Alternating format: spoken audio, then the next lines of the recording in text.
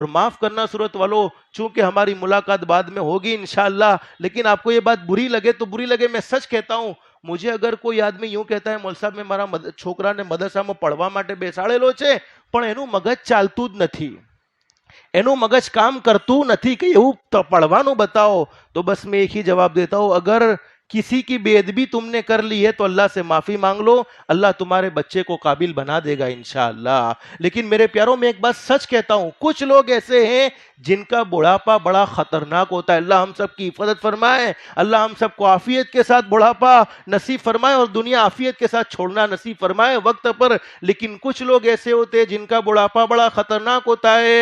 Number 1, जिसने माँ बाप को रुलाया हो उसका बुढ़ापा बड़ा खतरनाक होता है। नंबर 2, जिसने अपनी बीवी पर जुल्म किया हो, एक कमजोर औरत को दबाने की कोशिश की हो, बाहर तो उसकी फटती है, लोगों के सामने तो बोलने की हिम्मत नहीं होती, और बीवी पर जुल्म करता है, शर्म से डूब मरे जिसने अपनी बीवी को डराया। और हदीस शरीफ में लिखा है वो बड़ा सख्त कमीना कमीना कमीना है जिसके गुस्से से उसकी बीवी उससे डरती है। बहुत से लोग कहते हैं મારી बीवी तो એવી છે, મારાથી डरती જ નથી, હું એનાથી डरतो જ નથી, એ મારાથી એવી डरे कि घर में जाऊं तो कांपती है, ये अच्छी बात नहीं है। हदीस शरीफ में इसको कमीना बतलाया। एक बीवी पर जुल्म करने वाला, माँ बाप को सताने वाला, और जिसने दीन के काम में रोड़े डाले, दीन का काम खुद तो किया नहीं लेकिन जो करता है उसके रास्ते में रोड़े डाले, उसका बुढ़ापा बहुत खतरनाक होता है। अल्लाह से माफी मांग लेनी चाहिए। और जिसने अपने उलमा को सताया,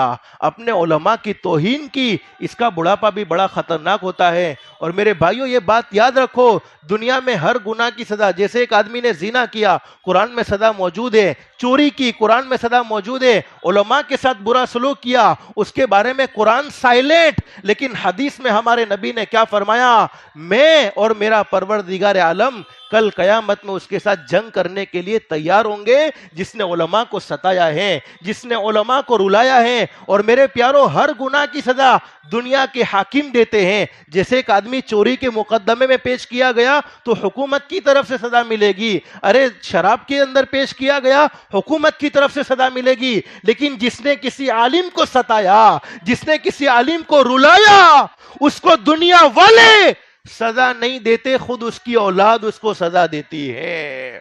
उसकी औलाद उसकी नाफरमान हो जाती है, फिर वो अपनी औलाद को कुछ नहीं कह सकता। वही आदमी है जो अपने मौलवियों पर हुकूमत करता है। इसलिए मेरे प्यारों, ये कयामत करीब आ चुकी है। अब मालूम नहीं हजरत मेहदी कब तशरीफ लाने वाले हैं, कुछ पता नहीं है। दुनिया कब खत्म हो जाने वाली है, कुछ पता नहीं है।